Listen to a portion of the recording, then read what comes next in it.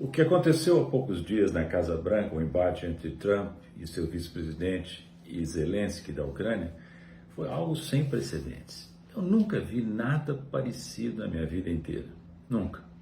A única notícia que eu tenho comparável é do tratamento que Hitler dava ao líder da Áustria, logo antes da incorporação da Áustria à Alemanha nazista, e ao líder da Tchecoslováquia, logo antes da incorporação dos Sudetos da Alemanha. Mas esses são relatos históricos de pessoas que participaram dessas reuniões, mas no bastidor, nos bastidores, o que nós vimos agora foi uma coisa totalmente diferente, à vista de todos, o mundo inteiro olhando.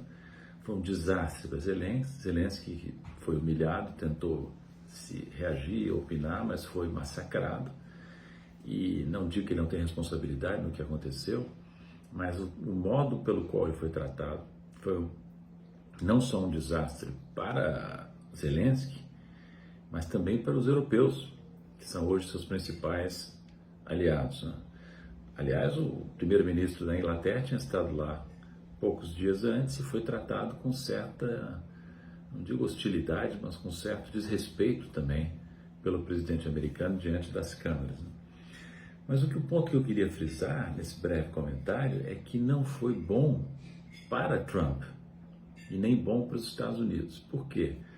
Porque ficou evidente que o modo de operar do governo americano sob Trump é um modo muito truculento, muito agressivo.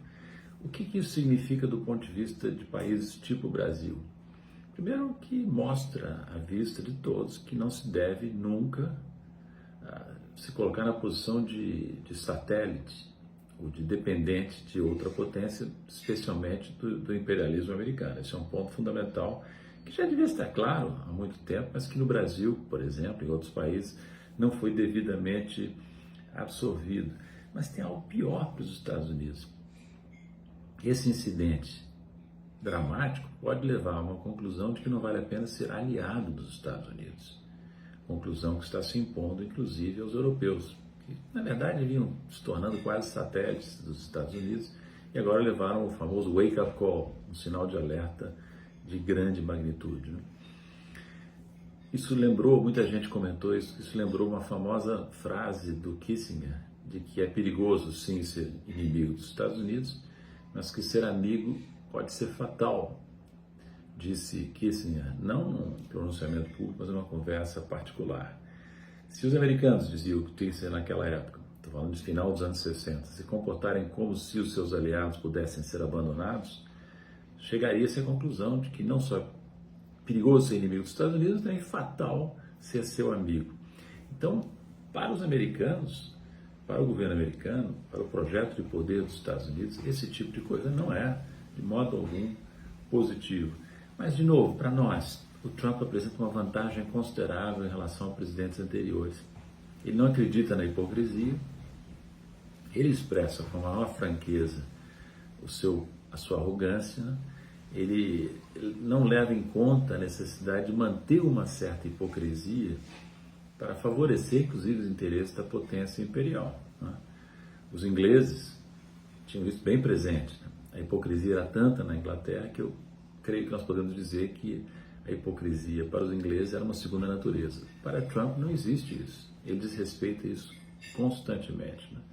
Um outro presidente americano, também imperialista, também agressivo, Ted Roosevelt, do início do século XX, dizia que é importante falar suavemente e carregar um porrete grande.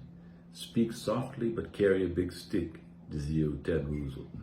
Bem, o que faz o Trump? He speaks loudly and carries a doubtful stick. Ele fala alto e carrega um porrete duvidoso, porque os americanos já estão numa posição difícil no mundo, por seus problemas econômicos, por seus confrontos em várias áreas, com a Rússia, com a China, agora com os europeus. Então, os Estados Unidos não estão numa posição comparável àquela que eles tinham, digamos, 10, 15 anos atrás. Não estão, se enfraqueceram. E pode ser, é difícil dizer, porque nós temos um pouco mais de um mês da presidência de Donald Trump, é difícil dizer o que vai acontecer, nós estamos sujeitos a uma incerteza radical nesse momento.